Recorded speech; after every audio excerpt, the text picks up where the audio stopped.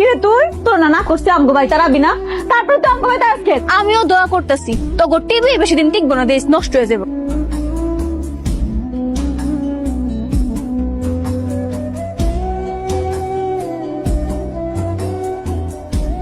মদ খাওয়ার টাকা তুমি ঠিকই জোগাড় করো, আর আমার টাকা জোগাড় হয় না। আপনি আমার আপনারটা কি অবস্থা করছেন? আপনি বাবার মতো একজন মানুষকে জুতার মালা পরিয়েছেন।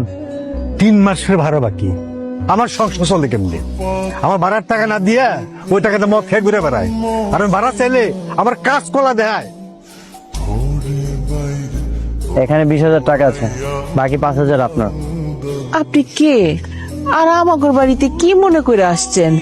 আর এতগুলা টাকা আপনি কেন দিলেন? আপনারা আমাকে চিনবেন না। রাস্তাতে যাওয়ার সময় আপনার মেয়েকে দেখলাম ঝগড়া করতেছে টিভি দেখা দেখি নিয়ে, আর ঝগড়া করে পালিয়ে আসার সময় তার নুপুরটা রাস্তায় পড়ে গিয়েছিল। ওই পোলা আইসে আমাকে কপালের গুলো আইসা আমার দিনের টাকা শোধ করছে। আর এই যে মজার মজার খাওন রান্না করতেছে কিসের জন্য? ওই পোলার জন্যই তো নাকি? হ্যাঁ মা, আপাই তো ঠিকই কইছে। এই যে এত মজার মজার খাওন রান্তেছো কিল্লিকা, ওই পোলার লাগেই তো। হ্যাঁ উনি, তুই খেয়াল করছো ওই পোলার ব্যাগের মধ্যে সোনা দানা টাকা পয়সায় ভরা, মনে হয় অনেক বললো। বাক্সটা লো, ওই আমরা সবাই পোলাইছি খা।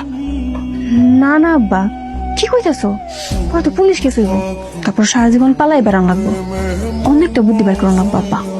কথা তো তুই ঠিক কইছ, তাহলে এক কাম কর, তুই না ওই পোলার